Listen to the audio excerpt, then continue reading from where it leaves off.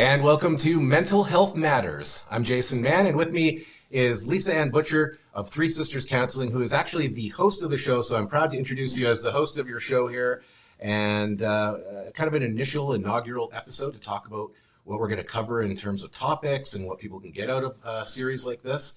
So first off, welcome to your show. Thank you. I'm glad we're switching for today. Yeah, right. It's like a swap. Exactly. So the why have we chosen to come together to produce this content and create a show around mental health and the mental health mattering so much? I think it's important because it's still something we need to destigmatize. People don't actually feel comfortable with their own mental health, with talking about their mental health. There's still a lot of stigma around it. And as a mental health counselor and someone who runs a large clinic, specifically in Kelowna, but also in Vancouver, it's important to me to just be that advocate. I am, a really strong advocate for obviously mental health, but also just vulnerability and connection with people. And so that was kind of my initial thought, is having a show to kind of really talk about the things that people don't want to talk about. Yeah.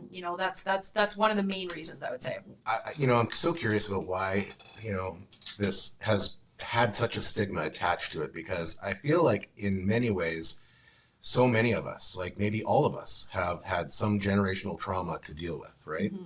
And in some ways... No, what do you mean? You're okay? I came from a perfect family. What are you talking about? Yeah, so, if we're all kind of like dealing with some shade of this, it should be, something I think that's a little bit more openly discussed, and something that people should feel good about looking to kind of improve about their life, right? It's true in theory, Yeah. Except what people feel is they feel like they are the only ones who've ever been through that. I get a lot of it in my office where people apologize for having difficulty dealing with what they're dealing with. That's the first thing out of their mouth, particularly in certain populations, meaning healthcare workers, RCMP, people who are sort of supposed to be, let's say, in charge. They apologize right out of the gate. I'm so sorry I'm having problems. I know people have, far worse problems than this. And actually then they go on to tell you the most traumatic thing ever. And so I think it's important for this kind of dialogue to be started, and which is kind of why I thought this was a great idea for a show. Awesome. Well, I couldn't support the idea more. So, now, for those who maybe haven't considered it or haven't been to counseling, why don't we get into talking about what people can expect to get out of counseling? Is it a quick fix? Is it something over time? How many times will I have to come? And what's it all about? I think personal development is something that's really important. People come for a lot of different reasons to counseling. To be quite frank, some people come to kind of blame someone else for what's going on for them, which is okay. I mean, that's also, a safe space that we hold for people to do. Sometimes it's about figuring out the why of what they feel and how they're acting and what's not working for them. So certainly that kind of growth and development is one of the things. Another thing is to kind of just get an idea of your real self versus your ideal self. So interestingly, I identified with this concept. I used to think I was a really calm, rational, logical person, and anybody who actually knows me who's hearing this right now is like laughing, because I'm actually in reality not. I don't know, I was raised in a very loud sort of Irish English family, where you sort of had a thought and you just said it right away, and there wasn't really maybe emotional regulation, let's say, modeled necessarily. Yeah. And so I think part of it is figuring out who are you really and how is that impacting your day to day. I think sometimes our ideal self is what we're thinking we're portrayed as, and actually in reality people don't see us that way at all because we're not that way. And so that has actually affected us negatively in our relationships or our jobs or things like that, and we haven't actually ever been told that. So I think it's important to explore that in counseling and just figure out your ideal self versus your real self. In addition to that, obviously emotional intelligence. Some people were raised in families where you were not encouraged to talk about what was wrong. You should not tell people because you burden them. Other people were raised with absolutely let that person know what the problem is, and that shows up in different ways in relationships, right? If you were raised that you should keep whatever's going on for you a secret, then what happens when you get married and you go on and you have relationships with people? You don't really say what's happening, right? So I Okay. think that's something that's interesting. So here's something interesting. There was an event recently, second annual in Kelowna, and something that I found very interesting as a learning for myself as we had children as a family, and it was about that moment when you learn you're pregnant, but you don't know if the baby is going to be viable, so you keep it to yourself. And then if something goes wrong, you need to kind of swallow that and manage that trauma on your own because you haven't told anybody. You haven't told anybody because you don't want to burden them with something if it goes wrong. You don't have to go back and explain to a bunch of people. But to me, that's sort of akin to what you're talking about in terms of, And in healthcare, we take that a step further, actually, and anyone who's in healthcare will have already expanded on that. People who are in healthcare or who have ever worked in labor and delivery don't even generally have a baby shower until after the baby's born. Right. And that's something that's very specific to healthcare workers who work because until the baby's actually out and born, we think, well, something could happen. And it's not actually the case generally, but because we see the one or two things that happen, it seems very plausible. Right. And my background is in healthcare, and I did work in labor and delivery for many years. And so I think, that actually goes into our jobs and the way we are, not even just in our personal lives. So Yeah. So there's obviously so much to talk about and so many things in life. And obviously it's not just about dealing with traumas. It's actually can be about just becoming a better human or getting to know yourself more. Yeah, I think getting to know yourself more, recognizing how you can contribute better to relationships, to your job, to yourself, to your kids, better parenting. I mean, there's so many topics we're going to cover in the show. I'm going to have special guests on as well who are experts in their field, which I think is going to be really, really insightful. Yeah. Okay. So what happens in a counseling session? I suddenly decide I'm going to pick up the phone or get on the website and schedule a session. What can somebody expect? Do I have to bare my soul? Is there, how does this work? Yeah, I mean, some people actually don't even know from the very beginning how it works. And oftentimes it's interesting. We'll get most people actually book sort of between 7 p.m. and 2 a.m. because something's going on for them. Like, this is crazy. I need a counseling session, and they'll book it. And then sometimes the next day you'll see it cancel. And so people then, I think, are really thinking, this is crazy. I need help with this. I'm going to get it, and I deserve to get help. And in the morning, they have this societal sort of stigma or pressure of, oh my gosh, I should be able to deal with this myself, and then they cancel it. For people who end up coming, it's a very friendly environment, I have to say. Counselors are, and there's all different types of us, right? Like I'm not, the perfect counselor for every single person. I'm a direct person. I am as I appear. I'm, talkative, and in counseling, I do actually listen more than I talk. But my personality is as it appears. There are some people who don't like a personality such as mine, so they want a more quiet person who doesn't really talk. We have those too. Okay. And I think it's excellent because we match you with the person who best fits you. So once you book the appointment, you would come into the appointment. You can also do it virtually. COVID has actually been a big help with this.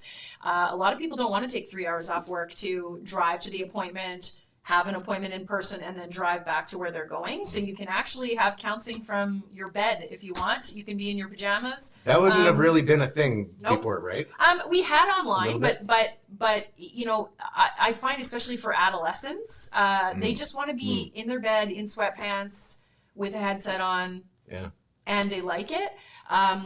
But once you come in for the actual counseling appointment, generally, I mean, I like to start my session sort of asking people what it is they'd like to get out of counseling. Sometimes people will delve into a topic like, well, I want help with my anxiety. That's a big one.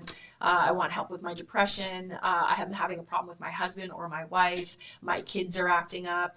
All these different things. And because on our website, specifically for our company, we have a whole description of what people do in counseling and their approach to counseling, and you learn a little bit about them. You can kind of pick and choose who you think might work best. As a starting point, basically. As a starting point. But the other thing is if you don't like that counselor, we have no problems just with you picking somebody else in that. There's no problem. People often think, oh my gosh, I didn't like her, so I don't want to go back.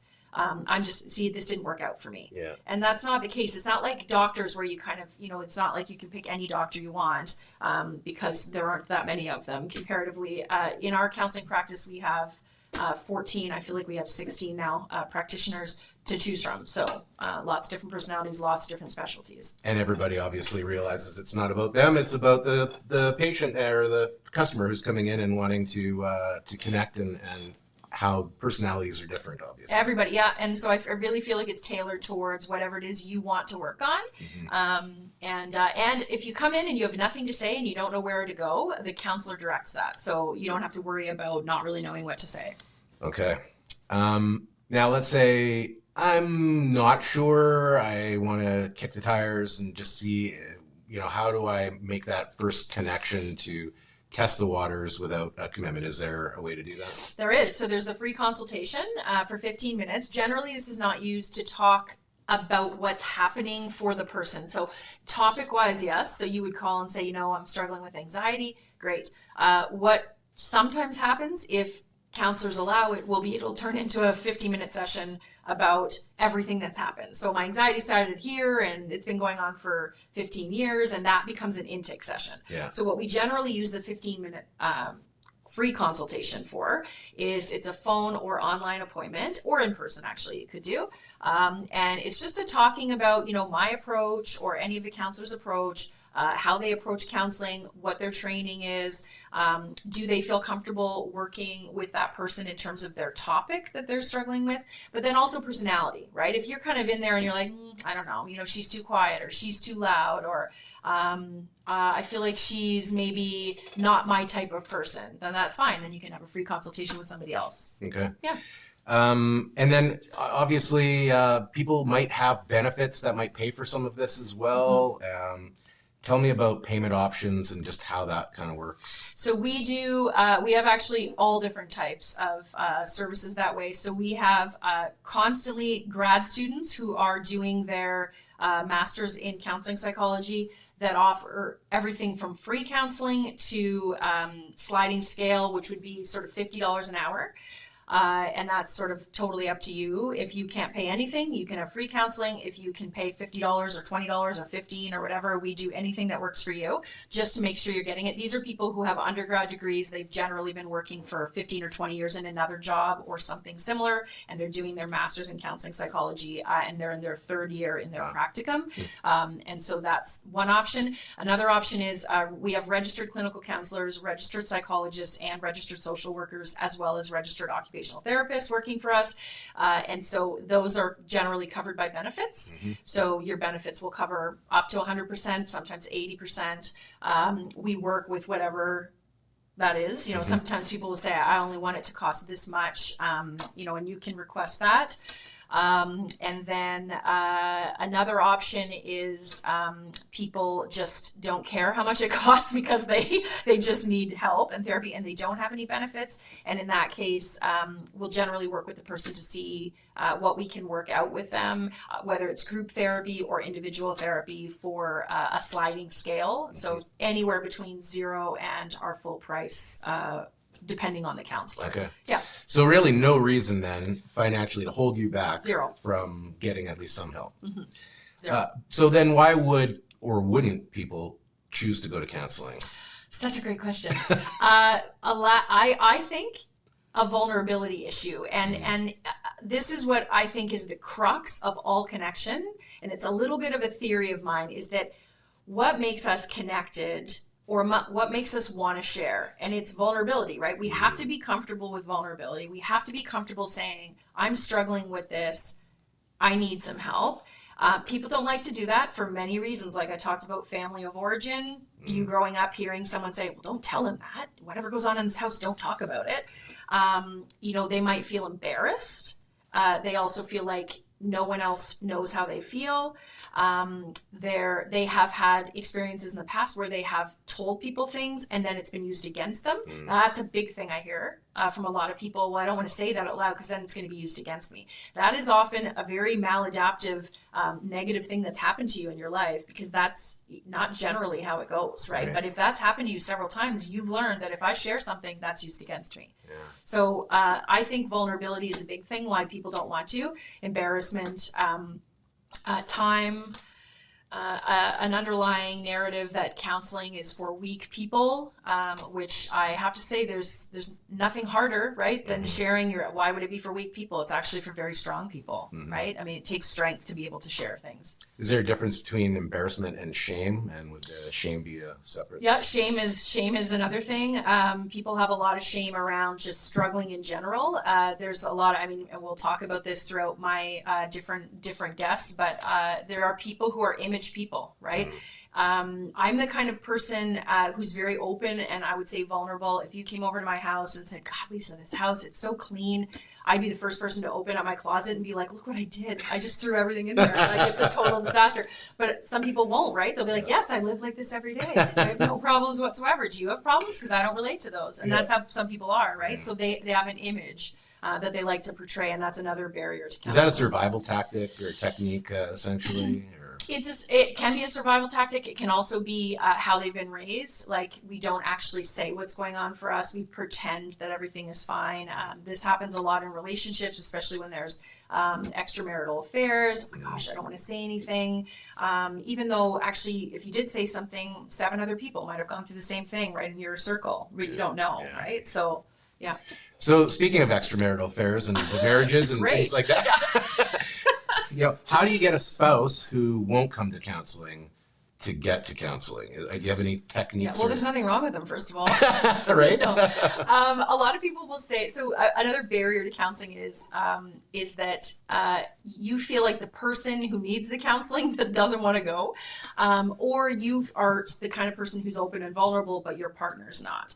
So it's really interesting when you see couples specifically. Because some people come to counseling because they want to blame the other person and they want to hear you say it's their fault. That's super interesting. Yeah. And nothing wrong with that. I get lots of people like that. Sometimes people actually want to explore how to be better together as a couple. If someone doesn't want to come, I always like to say, trying to get them to just come for a free consultation, or they just talk directly to the therapist alone for 15 minutes. This could be by phone. I've done this a lot in the past where, you know what, if we have a 15-minute conversation and your wife is not there, let's say it's the husband that doesn't want to come. As is often which is actually often the case, to be honest, right? Yeah. And again, that goes to gender norm. Like, there's so many things that go into that, right? But why don't you have your husband call, or I can call your husband if he's interested. He can send me an email and we can talk for 15 minutes. If at the end of that he does not want to come for counseling, we can lead a horse to water. We can't make them drink. But generally, I find if the person feels connected and they're not going to be blamed, because that's usually their hesitation, then they're like, oh yeah, okay, I could do this. And then I just say, you know what, if you hate it, just do one session. And generally people will come for 1, 2, 3, 4 because they don't hate it. Which is better than 0. Which is better than 0. Yeah. And I often think too, like, if you're in a relationship, it's not just about how you feel or what you need. It's also about what the other person needs. And ultimately, a lot of people wait very long to come for couples counseling. They come kind of when they're massively disconnected. That's something common I see. And I often think it took you 12 years for this to get to this point. And then they'll come for 2 sessions while it's not working, And I often think, like, how long did it take you to get here? So let's work towards, it's not going to take 12 years of counseling to get back, but let's kind of get some solid. 12 sessions, though, might be realistic. Even 5, right? Just do 5. Let's figure out where the communication breakdown is, what we can each give each other better. It's often a lot about shifting perspective, I find, and really hearing what's important to the other person and not deciding if that's correct or not. Yeah. Well, it's a great opportunity for anybody, but speaking to men, if you're, not interested or thinking that this would be something painful that you wouldn't bring value, I think it's a tremendous opportunity to, take that relationship that was sacred and important and to, have that last moment at least to give it your best, and for what you can personally learn from it. So that's from my own personal experience. Definitely. So. So aside from marital type relationship issues and raising children issues and stuff like that, what other topics do you want to cover in this series? We have a great lineup. So we're going to talk about anxiety, depression. We're going to talk about divorce and marital issues. We're going to have several experts on. I have a divorce, actually a very highly respected divorce and sort of starting family again, kind of child counseling expert coming on. We're going to talk about autism, parenting. Anybody who's a parent, we all know we could all use help with parenting. Boy, there is nothing like parenting to show you how much you have yet to learn about yourself and life. Exactly. I agree. I have 3 kids. You have 3 kids too. So yes. yeah. And yeah, so parenting we're going to talk about. We're going to talk about chronic pain, mental health in general, just mental health matters to do with mental health, and then that it matters. We're going to talk about self-harm and suicide. A lot of people actually struggle with suicidal ideation, and this is one of the things people do not feel comfortable talking about. And we're going to talk about that. We're going to have an expert on about that. And then we're going to talk about, interestingly, for specifically counselors, team building. Because a lot of counselors will say, well, my practice is full, and I want to kind of have someone else come on, but I don't really know how to do that. And I'm actually going to speak to counselors specifically. I started my practice, obviously just me, and it has grown immensely. We're in 2 different cities and 3 different offices now, needing actually a 4th with multiple practitioners, and I would like to help you do the same. I'm not one of these people who believes that we need to just pretend we're the monopoly and no one else can be seen by anyone else. I think the stronger we make our community in terms of counselors, the more of us there are, the better. Yeah. So I like to promote that, as opposed to some people who don't. They just like to be like, don't tell them there's other ones, it's only us. And I think it's just whatever, I just like to facilitate the community getting the access. Well, yeah, when you consider the number of people and going back to the initial statements here, like, have we all grown up in a toxic society with generational traumas affecting, to some degree your development? That means everybody could use a little bit of help. So more hands on deck, the better, right? Exactly. Okay, and so before we wrap up our inaugural episode, if you will, and again, this sounds like we're going to get a lot of value out of just watching the videos, and hopefully, if you're feeling connected to the topics and the content, and you feel you can get some help, that you'll reach out to Lisa and her team at Three Sisters Counseling. But why don't we, before we wrap for today, just get a better sense of your why, how it began, and the story of Three Sisters Counseling. Sure. I want to add to that too about other topics we're going to talk about, which will be trauma, and that sort of leads into my team. So my team consists of all women. I am a really strong female advocate. It's not that it's not that I say only females apply. It's just, interestingly, the only people who have applied, which is great. So it's an all female team. I started this back in 2019.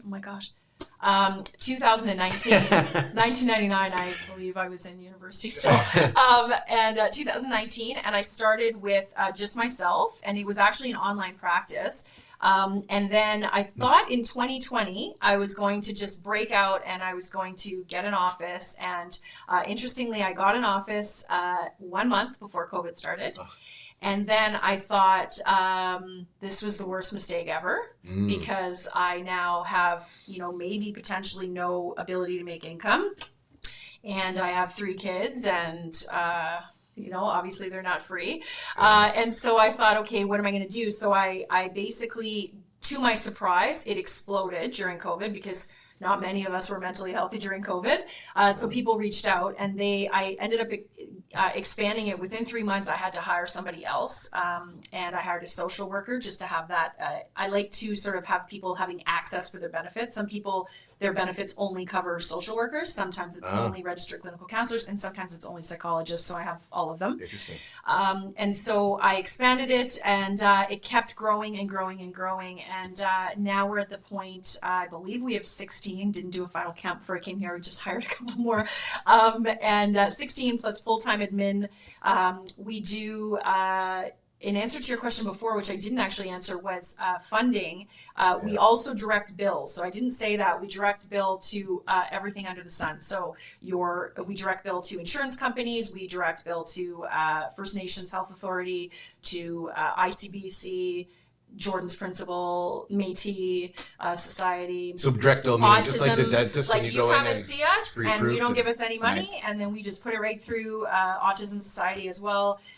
We get all of that organized. I have an absolutely phenomenal admin person I think my life would fall apart without. She's amazing, and she does all of that stuff. So that's kind of where it began anyway. And was COVID, aside from the spike protein, did it create a spike in mental health issues like huge. and what do you think it was about it? Was it, I mean, is it something you can pinpoint or was it just the whole?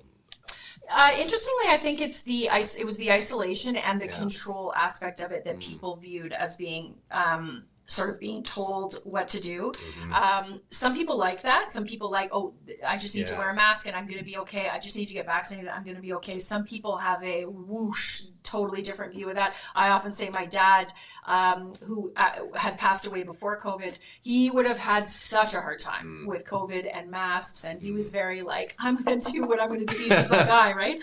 And so he would have had a really hard time. I think the isolation was huge. Even people who say, oh, I'm introverted, I'm not social. Everyone is social. Yes, you might need more downtime by yourself, and that speaks to that introversion piece, but everybody needs to connect with people. And really, we weren't allowed to, and it was hugely impactful, specifically for people who live alone, I have to say. So that was a big spike. And that's probably still lingering, right? Still if you haven't lingering. addressed that, like Still lingering. I have to say some people are still working a hybrid model where like with school or work, and there's flexibility to it where people say, oh, it's great, I get to work from home.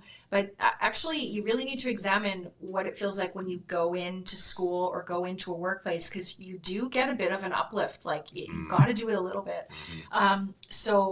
Anyway, our team is comprised of sort of going back to that, everyone who specializes in literally everything. So we have psychologists who specialize in trauma. We have a physician who is going to be one of our guests who does autism assessments with us. She's a pediatrician, an amazing person, and her personality is off the chart. She's going to be loved in that episode. Awesome. I'm actually going to have her on a couple times. And then we have people who specialize in chronic pain, grief and loss, anxiety, depression, parenting, autism, childhood issues, self-esteem, everything, you name it, all the way from age 0 to 120. Okay, excellent. Let's say. Well, there's a lot to come here in the series, and before we go, where could people find out more information about the company and what you do? So www.threesisterscounseling.com is our website, and then you can book through there, you can reach us through there, and it's Three Sisters Counseling Incorporated. Alrighty. It's Lisa Ann Butcher, Three Sisters Counseling, and we will be back with another episode shortly, and lots of content that I think you're going to find very helpful for your life and people that you love and care for. Thanks so much. Yeah, indeed. And thank you for watching.